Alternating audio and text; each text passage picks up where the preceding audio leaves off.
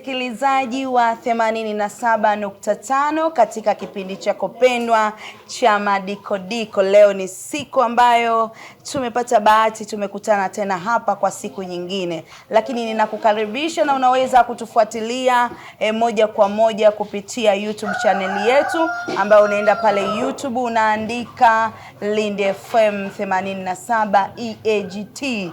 Unaweza kutupata pale na unaweza ukafuatilia matangazo haya moja kwa moja. Lakini pia unaweza ukaenda Play Store ukaandika EAGT Radio kwa Kiswahili kabisa, ukadownload application yako then ukaweza kutufuatilia. Lakini pia unaweza kutusikia kupitia frequency za 87.5. Na siku ya leo tuko kwenye kipindi chetu cha Madikodiko, na bahati iliyoje leo nimetembelea katika viwanja vya Kongolesti, na hapa nilipo kabisa unaweza ukaona meza yenyewe imesha taladadi na vitu vingi sana. Lakini kwa nilivyosikia tu leo hapa tutakuwa na samaki, na ni samaki aina ya kolekole. Lakini mimi leo sio msemaji sana, niko na mwenzangu hapa, tutapita hatua kwa hatua. Kwa hiyo nikusii sana ubaki hapo ulipo utufuatilie. Kama ulikuwa unatamani kujua namna ya kupika samaki, ama unajua aina moja tu ya pishi la samaki, siku ya leo utaenda kujifunza aina mbili, namna unaweza kupika samaki na pishi lako likavutia kabisa. Karibu kaka yangu. Naam, nashukuru sana mtangazaji Dada Silvia kwa kutembelea Kongolesti Food.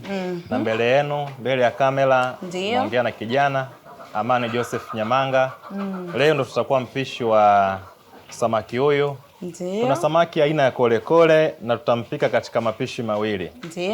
Tutapika makange ya samaki, lakini pia tutapika mchemsho wa samaki aina ya kolekole. Huyu ni samaki ambaye anapatikana kwenye bahari ya India. Sijajua kwenye mataifa mengine anapatikana wapi, kwenye bahari zipi, lakini ni samaki pendwa kabisa, ambaye anaweza akala mtu aina yoyote. Kama ushazoea samaki wa maji chumvi, maji ya baridi, huwezi kumtofautisha kwenye testi. Kwa hiyo karibuni sana, tumeona tumtumie samaki huyu kwa sababu ni rafiki na tunaweza tukampika kwa mapishi aina yoyote. Kwanza kabisa ningependa tuanze na samaki aina ya makange na taratibu zipi ambazo zinafuatwa kuanza kumwandaa. Samaki aina ya makange utaanza kwa Sasa kaka Kongo, kabla hapo hatujaweza kuendelea, nilitamani msikilizaji aweze kujua sasa tuna nini hapa mezani, kabla tujaingia kwenye kupika chochote. Amemwona tu samaki lakini hajaona vitu vingine. Kwa hiyo tuende hatua kwa hatua, tumwambie sasa tuna nini hapa mezani kwetu, ili na yeye akiwa nyumbani anajaribu kupika ajue ni mahitaji yapi anatakiwa kuwa nayo. Naam, asante sana mtangazaji kwa kunikumbusha. Ili tupike samaki aina ya makange ambaye ni kolekole. Kwanza kabisa tunapaswa tuwe na tangawizi na kitunguu saumu kwa ajili ya kukata ile shombo ya yule samaki. Lakini pia chumvi ni kiungo muhimu kwa pishi lolote. Tangawizi ndio hii hapa. Hii ni tangawizi yetu. Tumesha itwanga na iko laini kabisa. Lakini kwa kuwa vitu vyote viwili vinahitajika, sisi tuliamua kumixi kitunguu saumu na tangawizi. Kwa hiyo hakuna complicate kwamba kitunguu saumu kiwe huku na hii iwe huku. Lakini pia inabidi uwe na salt, chumvi, ambayo ni kiungo muhimu. Naam. Lakini pia utakuwa na ndimu. Nimeweka ndimu aina mbili. Hii inaitwa vinegar. Hii ni ndimu kimsingi kwa ambao hawakuwa wanaifahamu. Lakini kama unahitaji kutumia ndimu yako ya asili, utatumia ndimu ya namna hii au limao, kile ambacho unaweza ukakipata. Lakini pia tuna aina za karoti mbili, ni kwenye swala zima la muonekano. Hizi zote ni karoti. Kuna cubes na kuna hii perpendicular. Lakini pia tutakuwa na bamia kwa wale ambao wanapendelea. Sio lazima. Makange ni muunganiko wa viungo vile ambavyo unapendelea, ingawa kuna vya muhimu na lazima viwepo. Lakini pia tutakuwa na pilipili hoho ambayo imekatwa kwa mfumo huo ndefu ndefu. Tutakuwa na kitunguu. Hiki ni kitunguu maji, lakini hapa si tumeamua tutumie na nyanya chungu ili kufanya pishi letu liwe maridhawa na liwe bora. Naam, lakini pia tuna kitu kinaitwa soya sauce. Hizi ziko aina nyingi sana, so lazima utumie kampuni hii. Iko kitu inaitwa Mama Sita, iko hii hapa, lakini ni kwenye kupata tu soya sauce. Lakini pia tuna masala. Sisi tumeamua kutumia masala aina hii. Sio lazima, lakini ni muhimu kuendelea kufanya pishi lako livutie. Lakini pia tuna tomato paste. Ukiwa nyumbani unaweza ukatumia nyanya ya kawaida ambayo umeisaga au umeichemsha tu kaikatakata. Lakini pia unaweza ukatumia hii ambayo imekwisha kusagwa. Sisi tutakuwa nazo za aina zote mbili. Naam. Hapa kwanza kabisa tunaenda kuanza kumwandaa samaki wetu kwa ajili ya kwenda kumpika makange. Utahakikisha samaki wako umemuosha na ni safi namna hii. Enzeni ili umkaange hivi hadi ndani, utahakikisha kwamba unamkata, unamchana ili ukiwa unamkaanga mafuta yapate kupita yaivishe hizi nyama za ndani. Lakini wakati huo samaki wako aina ya kolekole utakuwa umemtoa matamvua ya ndani ili yawe safi na mafuta yaingie kila kona kwenda kuivisha. Kwa hiyo kaka Kongo, kabla tujaweza kwenda mbali zaidi, nilikuwa hapa muda wote namwangalia huyu samaki na nilikuwa na swali kwamba kwa nini wamemkatakata? Maana mtu mwingine anaweza akaona akawa anajiuliza kwamba ni lazima amkatekate hivyo samaki kama anavyoonekana amekatwa, lakini nimejifunza pia hapa kwamba ili aive hadi ndani, basi kwa kuwa samaki wetu ni mkubwa pia tuwe tunamkatakata. Je, kuna sababu nyingine ukiacha tu na kuiva? Kama mtu ana samaki kolekole yule mdogo, anaweza tu akamkaanga, ama kuna faida nyingine ya kumkatakata hivyo samaki? Nimevutiwa sana na ugunduzi wako kwa haraka. Ili samaki wako achanwe, manake lazima awe mkubwa. Ukiwa na samaki mdogo hapa atakuwa na sababu tuna ya kumchana.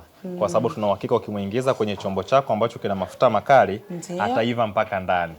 Kwa hiyo kwa wakati huu tumemchana kwa sababu ana nyama nyingi. Na tunatamani hizi nyama zote ziive na zikauke. Ili sasa tuwe na utofauti kati ya samaki makange na samaki wa mchuzi. Samaki makange inabidi mtu akiwa anamla apate na ule, yani kama anamtafuna nasikia harufu namna kama samaki amekaushwa. Mambo hayo. Lakini pia samaki wetu walikuwa ni kama hivi unavyomuona. Tumemkata, tumemgawanya katikati kwa sababu pani yetu ni ndogo, lakini pia uhitaji wa mteja unahitaji samaki ambaye amekatwa hivi. Kwanza kulingana na price, aidha hawezi kumudu kumtumia samaki mzima akiwa namna hii. Lakini pia namna ambavyo utamweka kwenye chombo, kwa sababu samaki hatokula peke yake, atakula na aina nyingine ya chakula. Naam. Tuendelee. Naona moja kwa moja twende kwenye kuanza sasa kuandaa samaki wetu. Tayari tutamweka samaki kwenye chombo kimoja. Tutachukua tangawizi ambayo imechanganywa na kitunguu saumu. Lakini wakati huo mpisha, hakikisha mikono yako ni misafi na umenawa. Ndio maana ukiangalia pale mwanzoni tulianza kwa kunawa, tukuonekana kwenye kamera. Kwa hiyo tumenawa mikono na sabuni. Enzeni tunaendelea kuandaa kupika. Tungeweza kuvaa gloves, lakini kwa hapa hakuna ulazima wa kuvaa gloves wakati tunamwandaa huyu samaki. Tayari mikono ya mpishi iko safi. Utampaka tangawizi yako, na kwenye ile michano ambayo ipo umeshaichana, hakikisha kwamba tangawizi inaingia. Pamoja na kitunguu saumu ni kidogo tu, isiwe kali sana. Enzeni tutaweka chumvi. Kwa samaki huyu ni mkubwa, mimi nimeweka nusu kijiko. Kwa samaki mkubwa. Kwa samaki mkubwa.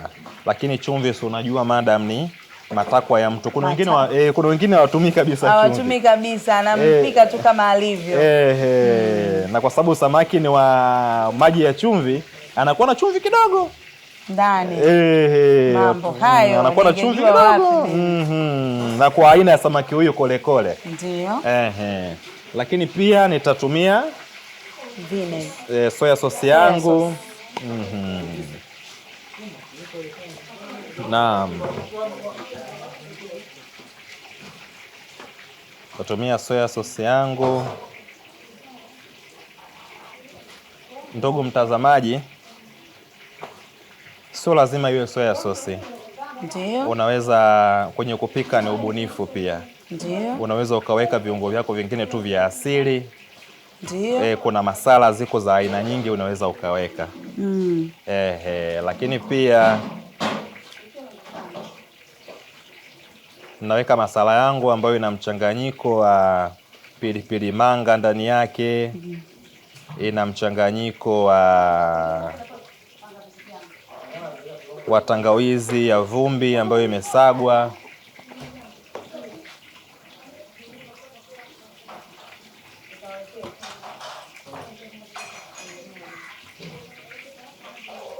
Hasa hapa kwenye swala la ndimu ndio unaweza ukatumia vinegar au ndimu ile ya asili. Mimi mara nyingi napenda kutumia ndimu ya asili.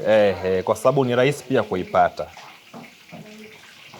Hii hauna haja ya kuchuja ndimu mbegu sijui kuziweka pembeni kwa sababu sio lazima, na wakati unamkaanga hizi mbegu wala hazitakuwepo. Zitaondoka zenyewe. Zitaondoka tu zenyewe.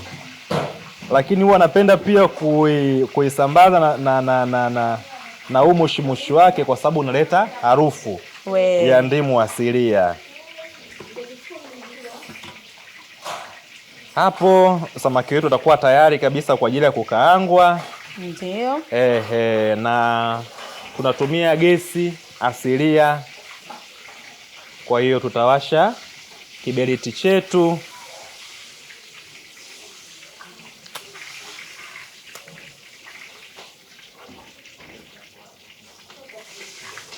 Namna ya kuwasha gesi, inabidi uwashe kiberiti alafu gesi ikute moto.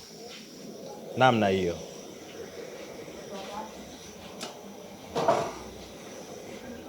Tutabandika mafuta yetu.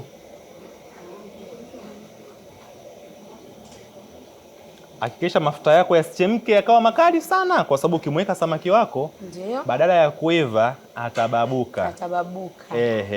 Ndio. Kwa hiyo kama mafuta yako ni mabichi, washa gesi, yachemshe mafuta yako kwanza yaive vya kutosha. Enzeni zima gesi yapoe, alafu washa tena gesi, yachemshe mafuta yako yawe kwenye kiwango cha kati. Ndio, na neno hapo umelitumia atababuka. Kuna mtu mwingine sio mtu wa asili ya huko, anaweza akasema nini hiki tena amemaanisha. Anataka kuelewa hapo kubabuka maana yake ni nini. Lugha ambayo nimeitumia kubabuka maana yake kitu kinaiva lakini kinaiva juu juu. Ile ndani inakuwa kijaiva. Ndani kinakuwa kijaiva. Kwa hiyo unaweza ukamchukua samaki ukimmega ndani unakuta bado ni mbichi. Nyama zake hazijaiva lakini nje inaonekana kabisa na rangi nzuri na ameiva. Na amevutia. Kumbe ndani mambo bado yalikuwa. Kumbe ndani mambo hayajataradadi.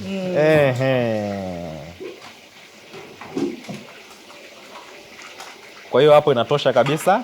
Na hapo tunaweza tukamtia samaki wetu. Kumtia samaki wetu.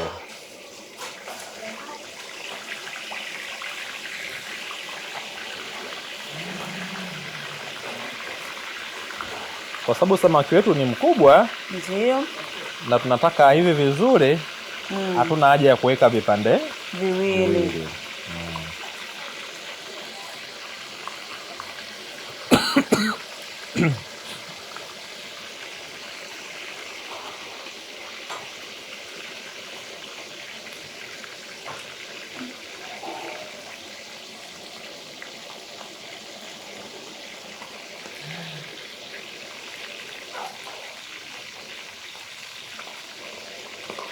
Lakini pia ndugu mtangazaji, dada Sylvia, ndio, wakati samaki wetu wanaiva, ningependa nielezee kidogo. Ndio. Mapishi ni rahisi sana. Ni rahisi sana kweli, na hasa ukiwa unapenda kupika. Kwa lazima mtu apende kwanza. Kupika lazima mtu kwanza apende. Ndio. Enzeni akishapenda anaweza akapika kitu chochote anachokitaka. Chochote. Atakuwa na uwezo wa kufuatilia, lakini atakuwa ni mbunifu. Ndio. Na kanuni za kupika zinatofautiana, lakini mapishi yanaweza akawa ni yale yale. Tunatofautiana tu. Namna ya kuanza, kuandaa. Kweli kabisa. Kwa hiyo unaweza kukuta mtu mwingine anavyopika makange ni tofauti na sisi tunavyopika hapa. Inaweza ikawa ni tofauti, lakini kuna zile hatua za lazima. Yaani lazima upite humo. Za lazima.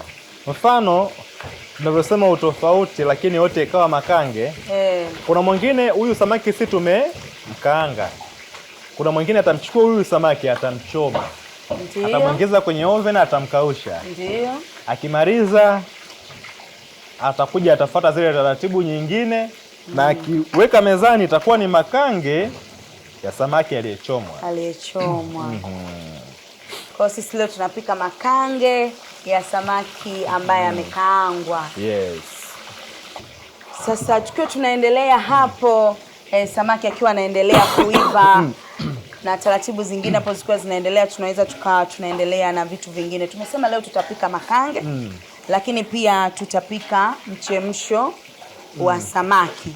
Je, vitu ambavyo vinatumika na hisi ni hivi tu ambavyo tuko navyo, au ungemwambia tu pia msikilizaji vitu gani pia anaweza kuvitumia kwa ajili ya kutengeneza mchemsho wake wakati samaki wetu akiwa anaendelea kuiva? Tulisema awali kwamba tutakuwa na pishi la samaki aina ya kolekole. Ndio. Na tutapika kwenye mapishi mawili. Ndio. Wakati samaki wetu anaendelea kuiva, kwa maana kwamba tunamkaanga, tungependa tuendelee kupika samaki aina ya mchemsho au kuelezea anapikwaje. Ndio. Samaki mchemsho kuna aina nyingi za kumpika samaki mchemsho. Ndio. Lakini sisi leo tutatumia aina yetu ya asili. Ndio. Ya watu wa Lindi. Ndio. Sisi watu wa Lindi, samaki mchemsho huwa tunakuwa na kiungo cha embe. Ndio. Embe letu linakaushwa. Sisi wenyewe tunaiita ndolo. Ndolo, embe mbichi hiyo. Embe mbichi inaitwa ndolo. Enzenu utakuwa na ndolo ambayo imekuwa kavu au ndolo ambayo ni mbichi bado. Inategemea wewe unatakaje. Lakini tofauti na ndolo tutakuwa na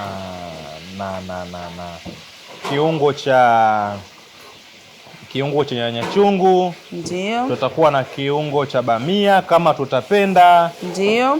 Lakini tunaweza tukaenda mbali nje ya ndolo na nyanya chungu na bamia. Tunaweza tukaweka kitunguu maji. Kitunguu maji. Ndio. Au kama hauna ndolo na unahitaji kumpika samaki wako wa mchemsho, unaweza ukatumia pia ndimu. Kwa sababu lengo la kuweka ile ndolo ni kupata ule uchachu. Kwa hiyo la ya mchemsho achachuke. La ya mchemsho achachuke bwana. Haya mambo ya pwani hayo, wenyewe watu wa mwambao wa bahari wanakuelewa sawa sawa. Ametuambia hapa kaka yetu Kongolesti kwamba tukiwa tunaandaa mchemsho wa samaki aina ya kolekole ni lazima uwe na embe mbichi. Yaani huku kwao ama huku kusini wanaita ndolo. Unaweza ukaikausha ama unaweza ukaitumia ikiwa mbichi, lakini si vibaya pia kama utakuwa na ndimu pia ukaitumia. Kwa hiyo hivyo ni miongoni mwa viungo ambavyo vinatumika pia kupika mchemsho. Na amesema la ya mchemsho uchachuke. Kwa hiyo wewe kama mtu anapika mchemsho na ladha ya uchachu haipo, bado Lindi wanaona bado hawajala mchemsho. Bado hawajala mchemsho. Ndio. Kwanza wao wanasema umepoa. Umepooza. Yaani hata kama utakuwa wa moto wao wanakuambia umepoa.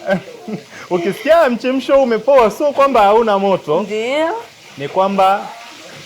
Ni kwamba umepoa kwa sababu hawajapata ule uchachu. Ndio. Kwa yani wao raha ya mchemsho basi lazima kuwepo na uchachu. Lazima kuwepo na uchachu. Na kitu kingine hapo ambacho nimegundua kwamba mchemsho huwa hautaki mambo mengi sana.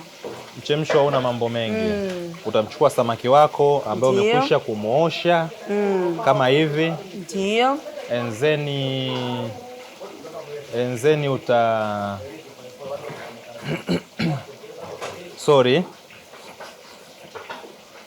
utamchukua samaki wako ambao umekwisha kumuosha. Ndio. Enzeni utamweka kwenye chombo chako. Ndio. Utaweka na maji kidogo. Ndio. Utambandika pale jikoni. Alafu vitu vingine vinaweza vikafuata. Mfano, wakati umemweka samaki wako anaanza kuchemka. Ndio. Kitunguu, karoti, pilipili hoho sio vitu vya kutanguliza. Ataanza na vile vitu vigumu tu. Bamia, aiza nyanya chungu na kiungo chako cha embe au ndimu ndio vitachemkia. Wakati unakaribia kuutoa mchemsho wako ndio utachukua karoti, kitunguu, pilipili hoho utaviwekea pale juu. Ndio. Mpishi mwenza. Ndio. Samaki wetu tayari tumekwisha kumkaanga kama anavyoonekana kwa watazamaji. Amekwisha kuwa mkavu kama tulivyosema. Ndio. Kwa hiyo wakati samaki wetu amekwisha kukaangwa, tumebandika mafuta masafi kwenye pani yetu. Ndio. Labda aonekane huyo ndo kolekole ambaye amekwisha kukaangwa. Ndio. Kwa faida ya mtazamaji na kwa faida ya mwanafunzi wetu ambaye anahitaji kuwa mpishi kwenye mchemsho na samaki wa makange siku ya leo. Ndio. Angependa amtazame labda. Naam. Naomba sasa mpishi mwenza unifungulie pale kwenye vile viungo vyetu. Na kwa sababu wewe pia ni mpishi, ningependa uchukue kitunguu maji. Chukua kitunguu maji. Ndio. Uko umevaa gloves. Nichotee hapo. Nitakwambia kama vitoshi ongeza tena. Hiyo ndo maana ya makange sasa, viungo inabidi vionekane. Wakati kitunguu kinaendelea kuiva kidogo, utachukua kama unapenda makange yako yawe na nyanya chungu. Nyanya chungu yako isiwe kubwa sana kama ilivyokuwa imekatwa awali, iwe nyembamba. Kwa Tunaipunguza kidogo ili iwe rahisi kwa mlaji. Mambo hayo. Naam.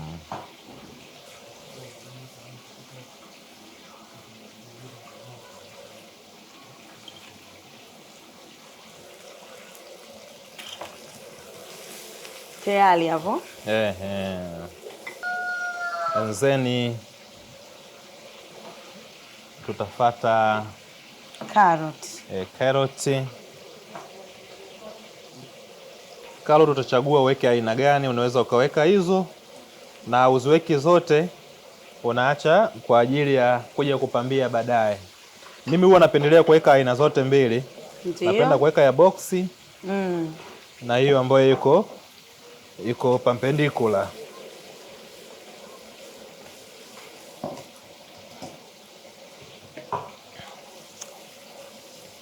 Wakati huo samaki wetu yuko pembeni. Ndio. Anawasubiria wenzake.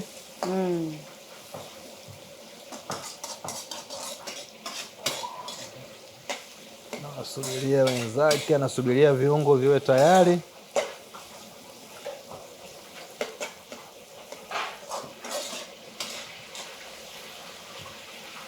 Na hapo mpishi mwenza, naomba unisaidie pilipili hoho. Naam. Sisi tunapenda kutumia ya kijani kwa sababu ina represent zaidi au inawakilisha zaidi food color na ina muonekano Kwa mboga mboga. Kwa mboga mboga.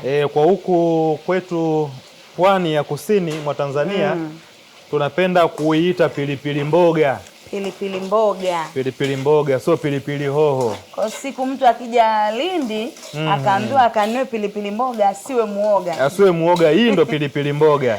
Sija akachanganyikiwa akasema mbona pilipili mboga? Kumbe ndo pilipili hoho. Hii ndo pilipili hoho.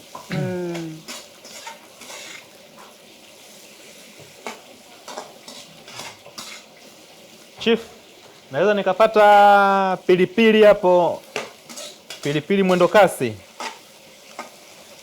Naomba unisaidie pilipili mwendo kasi kwa faida ya mlaji. Ndiyo. Kwa sababu inasaidia kuleta harufu nzuri kwenye chakula. Kwa hata kama mtu atumii pilipili ataisikia tu harufu, lakini hatopata makali yale ya pilipili. Kwa hiyo pilipili bana ina upishi wake. Unaweza ukaipika pilipili na hata isiwashe. Isiwashe, ukapata tu harufu ya pilipili, lakini pilipili iko wapi ukaitafuta usipate. Kwa hiyo inakuwa hata faida kwa mlaji asiyetumia pilipili. Labda kwa sababu za kiafya akajikuta naye anaenjoy kama ameitumia. Ndio, maana nilikuwa nataka kuuliza hapa nikwambie mimi situmii pilipili. Kumbe mambo yanawezekana. Kwa sisi watu wa pwani ya kusini ndio mwa Tanzania tunapenda kutumia pilipili ya kutosha kwenye makange. Ndio. Lakini kwa matatizo ya kiafya hatupendi tuweke pilipili kwa sababu hatujui mlaji anapenda nini. Labda tumuulize kwamba unatamani pilipili, akisema weka, tunaweka. Tunaweka kama yote. Na hii ndo pilipili yetu mwendo kasi, tutaiweka kama ilivyo. Kama ilivyo. Imekwisha kuoshwa. Unaweza ukaweka moja, unaweza ukaweka zaidi ya moja. Tuna sosi aina mbili ambazo tutazitumia. Mimi napenda kutumia zaidi sosi ya asili. Ndio. Sosi kwa maana ya kwamba kuna sosi ya nyanya ambayo imekwisha kusagwa. Ndio. Kuna tomato paste na kuna nyanya ambayo imekwisha kusagwa. Kwa hiyo mimi ningependa niweke aidha tuweke zote kwa pamoja au tuweke moja. Kwa hiyo hasa mimi tutaweka zote. Tunaweka zote kwa pamoja kwa sababu nyanya yetu ina rangi ya karoti. Kwa hiyo tukiweka hii itatuongezea pia uzito na pia itatupa rangi nyekundu. Rangi nyekundu. Bana. Kwa hiyo kuna faida zake chakula ama mboga yetu ikiwa na rangi nyekundu. Maana mtu angejiuliza hii ama hawajaweka nyanya humu. Ama hawajaweka nyanya inakuaje hapa? Ndugu mtazamaji, makange ni muunganiko wa viungo kama ambao tumevitaja: karoti, pilipili hoho, vitunguu vya kutosha. Na viungo vyako inabidi vionekane wakati wa kula. Vionekane, mtu akishika aione karoti hiyo hapo. Sio kwamba mtu anakaanga vitu vyote vinapotea. Hii tunaweka sababu ni soya sauce. Hii ina muunganiko wa vitu vingi kwa faida ya mlaji. Hiyo pia ina madini chuma ndani yake. Ina calcium ya kutosha humo. Kwa hiyo watu wasije wakaiogopa kwamba vyakula vya kisasa hivi namna gani. Hivyo ni vyakula vyetu vya kila siku. Ndio. Lakini tumechuja, tumepata. Tumeboresha kidogo. Lakini inakupa testi nzuri kwenye makange. Nimeanza kupata harufu. Na hapo bado samaki hatujamuweka. Hiyo mashamshamu haya. Mashamshamu yameshaanza. Sasa hii naweka chumvi kidogo. Ndio. Kumbuka ndimu tuliweka mwanzoni kabisa kwenye samaki wetu akiwa anakaangwa. Kwa hiyo sasa hivi tuliweka kipande kimoja. Tunamalizia kile kipande cha pili sasa. Ndio. Tunamalizia kipande chetu cha pili.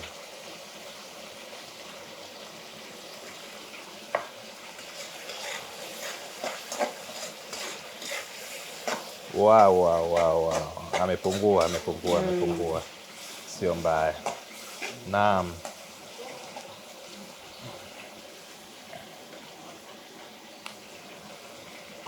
Hapo sasa utaangalia sosi yako aidha inatosha.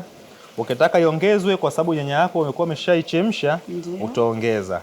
Ili ujue inatosha au haitoshi, manake unamchukua sasa samaki wako ambaye amekwisha kuwa mkavu, ndo unamuweka. Makange bwana aina tofauti sana na samaki wa kupaka. Kwa sababu samaki alishaandaliwa pembeni, manake unakuja unamwekea sasa vile vitu vyako. Ndio.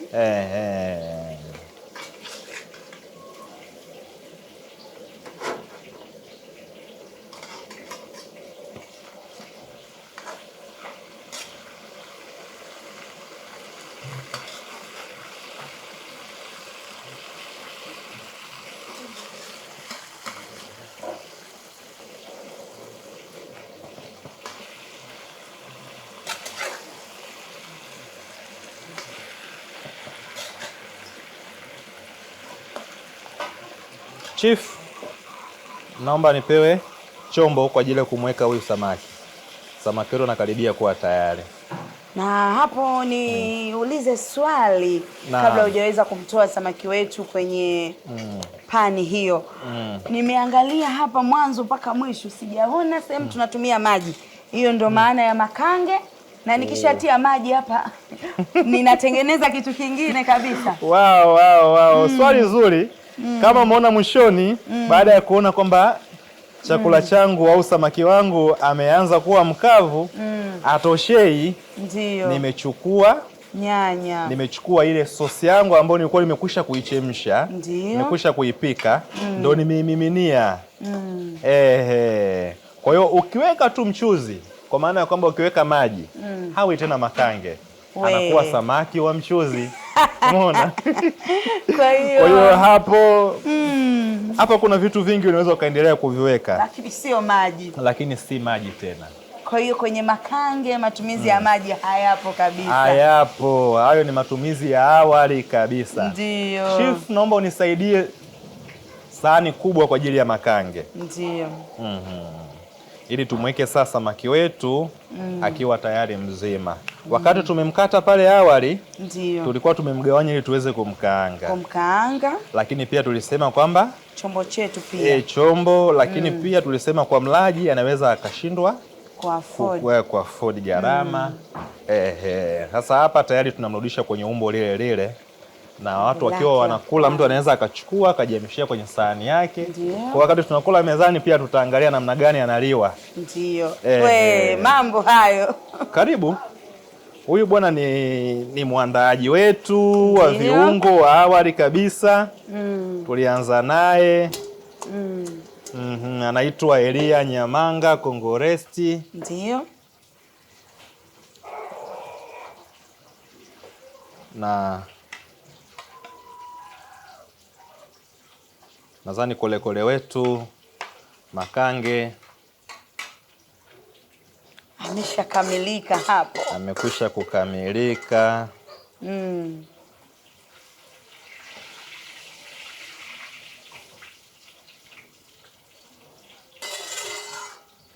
Na kama tulivyosema hapo, msikilizaji wa 87.5, kwamba siku ya leo tutapika makange ya samaki, na sio samaki tu, ni samaki aina ya kolekole. Na tumeshaweza kupika chakula chetu hiki cha makange ya samaki aina ya kolekole. Kitu kikubwa ambacho mimi binafsi kwa upande wangu siku ya leo nimejifunza ni kwamba jamani, makange hauweki maji. Kama wewe unapikaga makange na unaweka maji, bado hajapika makange huyo. Huo ni mchuzi. Kwa hiyo unaweza ukaona kabisa samaki ameshavutia. Na mimi hapa natamani tu hata kipindi chenyewe tuweze kumaliza ili tuweze kula, kwa sababu anavutia kweli kweli. Hongera sana. Asante sana mpishi mwenza, dada Sylvia, mtangazaji. Mimi nashukuru tumepika pamoja, lakini kwa faida ya mtazamaji, ili chakula chako kiwe kwenye muonekano mzuri, umekwisha kukipika, basi tafuta chombo kizuri. Chombo kizuri ambacho kinaendana na thamani ya chakula chako. Kama unavyoona tumetumia sahani ndio ya umbo la yai na sahani la umbo wa samaki mwenyewe. Ndio. Ili kwamba aonekane sasa kwa muonekano mzuri. Karibuni sana. Huyu anafaa kula kwa ugali, anafaa kula kwa chipsi, anafaa kula kwa ndizi za kukaanga, hata kumla mwenyewe. Hata kumla tu mwenyewe kama alivyo namna hiyo. Inafaa pia. Sije mtu naam. Akajiuliza, jamani, huyu wewe mwenyewe unamuona jinsi alivyo. Ni samaki kabisa mkubwa, mtu anaweza tu akasema mimi leo nakula zangu tu makange ya samaki. Lakini pia anafaa kuliwa na mboga mboga. Tunaweza tukaweka mboga mboga wakati tunaipika ile makange awali. Lakini sio kila mtu anapendelea kutumia mboga mboga. Kwa hiyo kwa wengine ambao wamezoea kupika makange wangeweza kusema mbona tujaona wakati anaweka mboga mboga za majani. Tujaona na nini mboga ya majani. Sisi kwa sababu uhitaji wa mteja wetu anataka mboga iwe pembeni. Kwa hiyo tutampikia mboga yake green vegetable, tutamwekea pembeni. Atamweka yeye mwenyewe kwa juu. Naomba unipokee tumweke pembeni. Enzeni tuunganishe moja kwa moja na samaki wetu wa mchemsho. Ambaye huyo sasa hana mambo mengi. Karibu msikilizaji wa 87.5.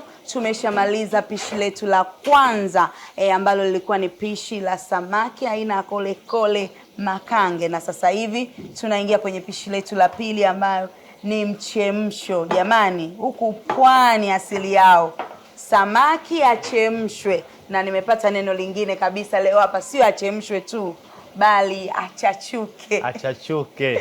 Chifu, ningependa unisaidie embe aina ya ndolo ili tuwaonyeshe namna gani huwa tunatumia embe mbichi kama kiungo kwa faida ya mtazamaji. Na hapo unaweza kutuambia, naona samaki tayari umeshamweka lakini tuambie tu umeweka nini na nini ili msikilizaji na yeye aweze kuelewa hapo, maana sija akafanya tofauti na hakaribu ile asili ya mchemsho. Hapa kwanza kabisa tayari tumekwisha kumuosha samaki wetu, amekuwa safi. Tumemuweka kwenye chombo chetu kwa ajili ya kupikia. Samaki wetu ana ndimu kidogo ya kumfanya achachuke, ana ndizi. Unaweza ukatumia Bukoba, unaweza ukatumia mzuzu, unaweza ukatumia kaduli, ni wewe tu. Mtwike, ndizi magombo ambayo ndo asili yetu ya kusini. Sisi tunatumia magombo. Hasa kusini, lakini leo tumeamua kutumia ndizi mzuzu kutokana na mahitaji. Kwa hiyo samaki amekwisha kuwekwa akiwa hana maji. Baada ya kuchemka kidogo na yale maji ya kuoshea, ndo tunaweka maji ili kuja kupata ule mchemsho wetu, ule mchuzi.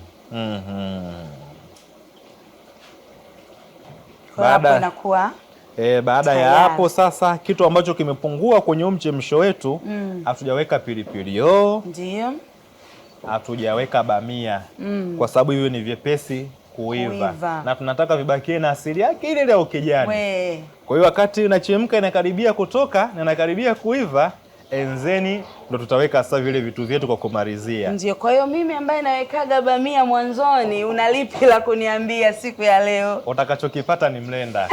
Maana yake sasa mchuzi wako au mchemsho wako bamia itakuwa imeiva sana, alafu itaenda kwenye mchemsho itatengeneza utelezi. Kwa hiyo niliwahi kusikia siku moja kwamba nilikuwa ninapika pishi langu fulani, nikawa napenda kuweka bamia mwanzoni. Mtu mmoja akala kile chakula akaniambia kwamba bamia ina tabia ya kubadilisha ladha ya chakula, kwamba kama ninapika samaki basi ninapomtia ile mapema basi yeye akija kula apati tena ladha ya samaki, anapata ladha tofauti. Kwa hiyo naona kama vinashabiana kidogo na ulichokizungumza hapa kwamba sitopata mchemsho. Yaani kimsingi vinashabiana, lakini pia bamia ina tabia ya kubadilika rangi inavyokuwa michemka muda mrefu. Na sisi hasa tunachokitaka hapo, tunataka tupate ile rangi ya asili ya kijani. Yaani mchemsho hiyo ndo asili yake. Tunataka mfano hapo umeona nimeweka cabbage. Cabbage nimetolea maganda nikaiweka. Mchemsho nataka tuone vile vitu vinaonekana pia vizima. Pilipili hiyo unakuwa umeikata kubwa kubwa. Kuna wengine pia hawaikati, anainyambua makubwa anatupia. Lakini pia karoti unakuwa umeweka kubwa. Mtu akiwa anakula na kijiko anataka aipate ile karoti ikiwa nzima. Lakini pia aione visiwe vidogo sana. Kwa hiyo kwenye mchemsho hatuweki karoti ya kusaga. Labda upende tu wewe mchemsho wako badilike rangi. Ndio. Ukishaweka karoti ya kusaga ina change color. Ndio. Unaona inakuwa na rangi ile ya karoti. Lakini ili weke karoti, ndio hiyo unazungumzia ya kusaga, maanake lazima uwe na matakwa ya aina hiyo. Mtu atake mwenyewe. Ya mchemsho. Ndio. Lakini kikawaida tunaweka tu karoti ya kukatakata ili mtu akiwa anakula asikie basi ladha halisi ya karoti. Chifu hapa alikuwa amenisaidia. Ndio. Embe na kwa kuwa ndio imetoka mtini sasa hivi. Kwa hiyo ndondolo. Hii ndondolo. Kwa kuwa ndio imetoka mtini, tunaiosha na maji ya uvuguvugu kuua bakteria. Hiyo ndondolo ni embe ambayo haijaanza kuiva. Haijaiva, ni mbichi kabisa. Na tutaikata. Kweli hapo ulivyosema haijaanza kuiva ni mbichi. Nimeona kabisa mate. Ameniambia kitu kwamba kweli hii embe ni mbichi. Kwa huku kusini mwa Tanzania ndio tunaiita embe bolibo. Hii ni bolibo. Embe bolibo. Kweli. Hii bwana ina harufu nzuri. Kweli. Ina harufu nzuri sana. Ukiweka kwenye chakula, ndio chakula chako hasa mchemsho unakuwa na harufu nzuri. Hii utaikata sawa na uhitaji. Ndio. Ukiamua kukata kubwa utakata kubwa. Lakini mimi huwa napenda kukata kwa muonekano huo. Kweli hii ni asili ya kwenu. Hii bwana ndo asili ya kwetu, watu wa kusini, wa Mwela, wa Makonde, wa Makua. Sisi tunapika namna hii. Watu wengine wanaweza wakashangaa huko. Inatiwa kwenye mboga jamani. Tushasema mwanzoni hii ni asili ya kusini. Asili ya kusini. Na asili za watu zinaheshimiwa. Zinaheshimiwa. Kwa hiyo nimekwisha kuweka embe yangu ambayo tunaiita ndolo. Lakini baada tu ya kuweka ndolo, ndio tulikwisha kuweka chumvi. Lakini ninatamani kuongeza chumvi kwa sababu baada ya kuonja mchuzi nimeona chumvi yangu imepungua kidogo. Na chumvi nzuri bwana sio ya kuongeza kwenye mchemsho. Ndio. Chumvi iwe standard asitumie mezani chumvi. Table salt sio nzuri sana kwenye mchemsho.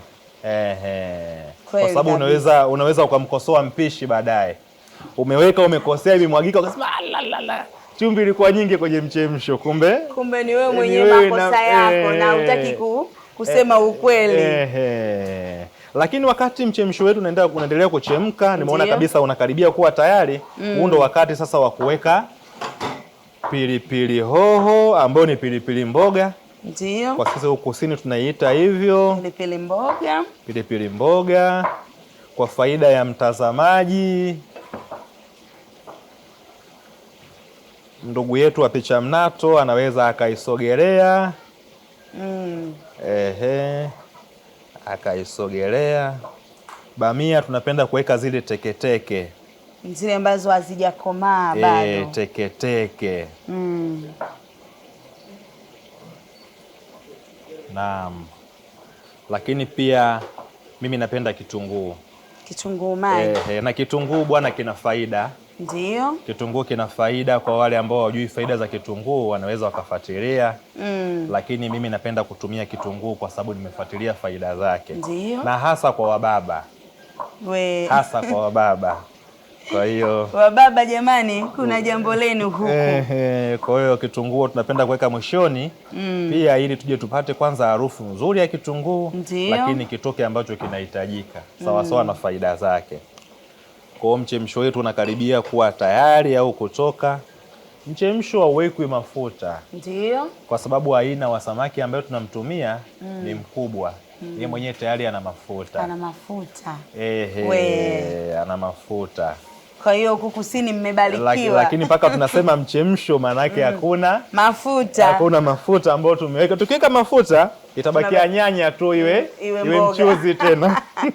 Kwa hiyo mchemsho hauna mafuta. Mchemsho hauna mafuta. Kwa hiyo kitu kingine cha kuzingatia, kama unapika mchemsho hakikisha matumizi ya mafuta basi unayaepuka kupata maana halisi ya mchemsho. Lakini wakati unaweka ile embe ndolo, ndio, au kiungo cha embe kama tunavyokiita kusini, ile utapata uchachu wake endapo utaichota kwenye kijiko na kuitafuna. Ndio. Kwa sasa kwa kuwa tumeweka embe ndolo na tunataka mchemsho wetu pia uchachuke, ndo wakati sawa kuchukua ndimu angalau hata kipande kimoja tu tuongeze. Ndo wakati wa kuweka ndimu.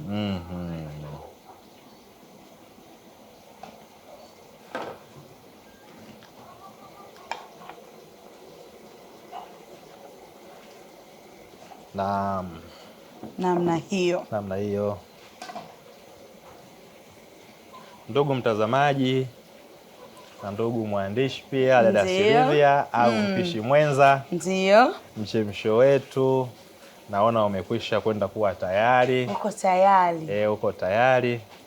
Kwa hiyo kwa faida ya mtazamaji, kwa faida ya mwanafunzi, ndio, kwa njia ya mapishi, hii ni tayari kabisa sasa kwenda kwa ajili ya kuliwa. Ndio. Na uzuri wa mchemsho tayari una ndizi, maanake ni chakula ambacho kimeshatosha, kimekamilika. Karibuni sana. Ndio. Tutaendelea sasa kwenda mezani ili tuangalie namna gani tunapamba meza yetu. Ndio. Na nikukaribishe tena msikilizaji wangu wa 87.5. Waswahili wanasema hayawi sasa yameshakuwa. Kama unavyoona mwenyewe, meza tayari imependeza, na hii ndo tunasema hatua yetu ya mwisho kabisa, maana chakula kikipikwa lazima kionjwe. Kwa hiyo hapa tumefika, na mimi nitamkaribisha tu mpishi wangu hapa atuambie ni utaratibu upi tutautumia sasa ili tuweze kuonja chakula chetu. Mimi niseme asante. Ndio. Mpishi mwenza dada Silvia, ndugu mtangazaji. Ndio. Nimependa collaboration yetu. Ndio. Muungano wetu wakati wa kupika. Tumemaliza hatua zote za mapishi. Kikipikwa lazima kiliwe kimsingi. Kweli kabisa. Sasa tuko mezani. Na wakati tuko mezani tuko na aina zetu zote ya vyakula ambao tumeandaa. Ndio. Tuko na samaki makange. Unaiona kwenye foili pale ni ugali. Ndio. Tena ni ugali wa dona. Tuko na samaki mkavu. Ndio. Aliyekaushwa aina ya kolekole wote. Tuko na chipsi kidogo. Tuko na ndizi mzuzu pale. Lakini bila kusahau kuna saladi au kachumbari. Sisi kanda ya huko tunaita kachumba. Kachumba. Yaani hiyo kachumbari hatumalizi. Sisi watu wa Kasiti tunasema kachumba. Lakini pia tuko na korosho. Ndio. Plaidi Ufurindi, plaidi ya kusini. Lakini tuko na juisi hapa za embe, ukizingatia huu ni msimu wa maembe. Ndio. Kwa kanda yetu. Lakini pia tuko sasa na mchemsho ambao tumeupika sisi wenyewe. Huu ni muda wa mezani sasa. Na kama mnavyoona mezani anapika mtu mmoja au wawili, lakini walaji wengi. Wanakuwa wengi. Wao wengine mwanzo wa kuonekana, lakini huu ndo wakati wao kwa ajili ya kushiriki. Ule wa kushiriki. Na kwa mimi nirudishe tu kibao kwako. Ndio. Dada Silvia, mpishi mwenza. Unaweza ukaendelea na utaratibu. Wakati wa kula kuna dua, kuna nini. Kwa hiyo ni mpangilio yetu, lakini mambo mengine yanaweza yakaendelea. Ndio. Kwa hiyo hapa mambo, msikilizaji na mtazamaji wetu, unaweza ukaona mambo ni mazuri, na mimi kiukweli sehemu ndo naipendaga sana. Hapa tuniweze hapo kunawa kidogo, nianze kumwambia mtazamaji wetu na msikilizaji wetu ladha halisi ambayo nitaipata hapa. Kwa hiyo mimi tu niweze kuanza hapa kwa makange, na then nitakuja kumalizia kwenye mchemsho wetu. Sasa ndo tunaenda kupata ladha yetu hapa, ama wengine wanasema tunaenda kuonja, na tutaanzia kwenye makange. Kwa hiyo nitaonja hapa, mtazamaji wetu, nikwambie mambo yapoje kwenye makange haya. Huyu ni kole. Huyo ndo kole bwana.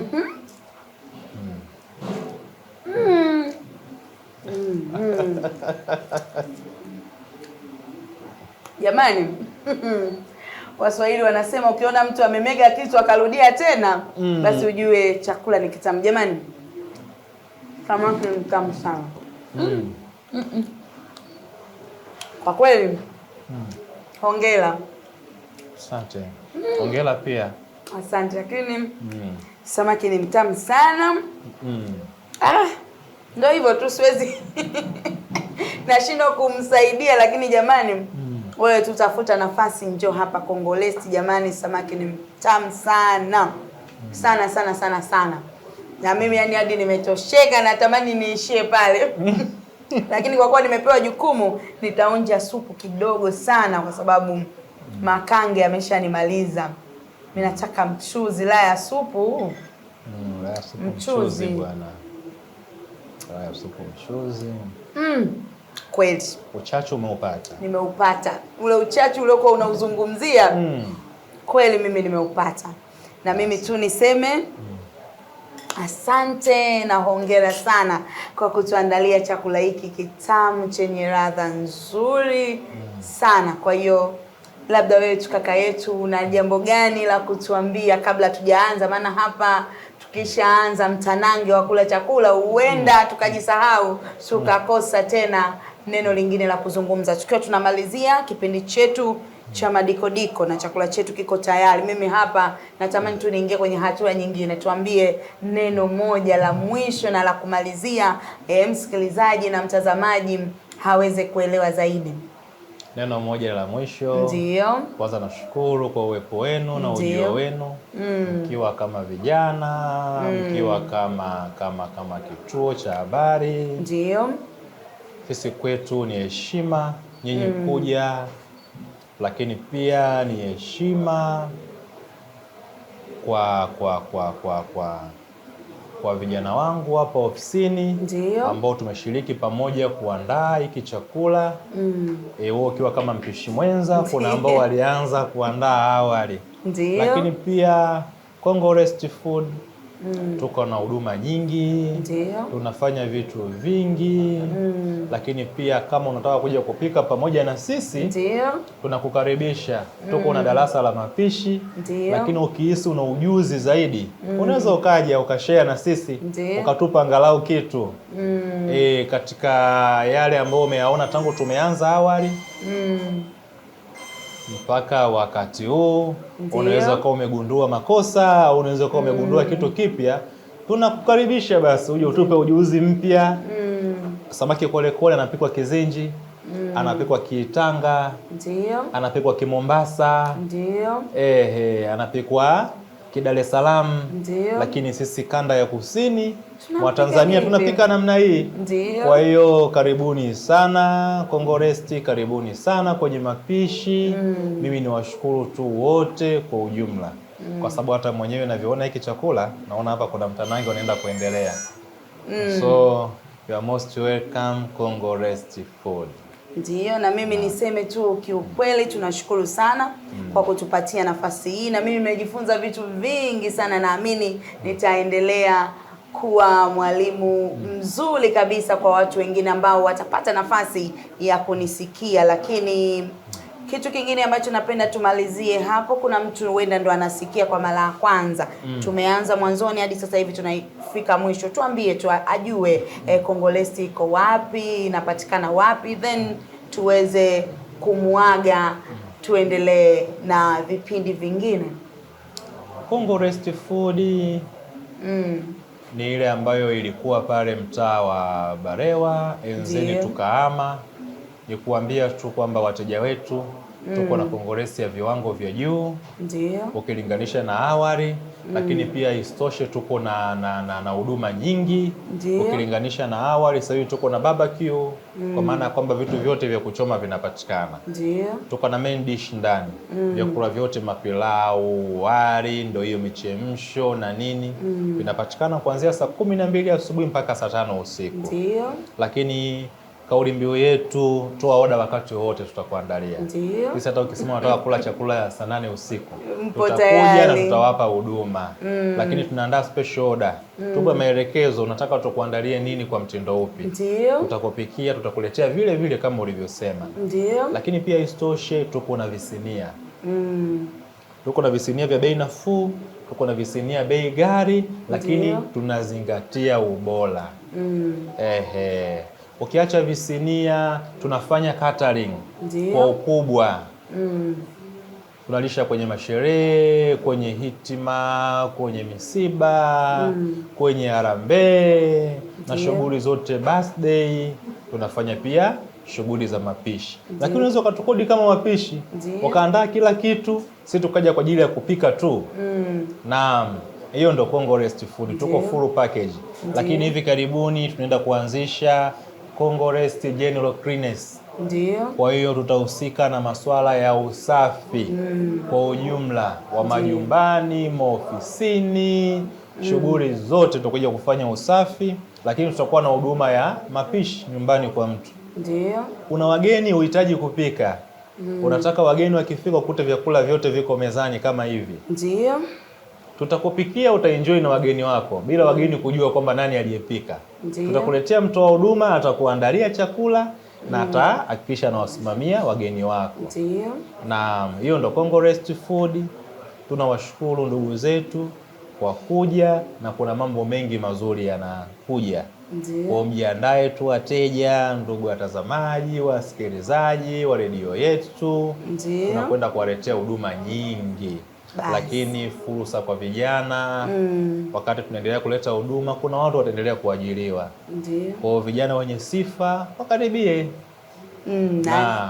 Niseme tu asante kwa kuwa na sisi mwanzo hadi tulipofika hapa mwisho wa kipindi chetu, na mimi ninakushukuru kwa kunipatia nafasi ya kunisikiliza mwanzo hadi tulipofika mwisho. Lakini nikwambie tu kwamba siku ya leo ulikuwa na mimi mtangazaji wako Sylvia Mrope, lakini pale nyuma ya kamera pale alikuwepo mtaalamu wenyewe tunapenda kumuita Chaula, lakini jina lake zima anaitwa Yohana Chahula. Kwa hiyo tuseme tu tunakushukuru na tukutane tena wakati mwingine. Bye bye.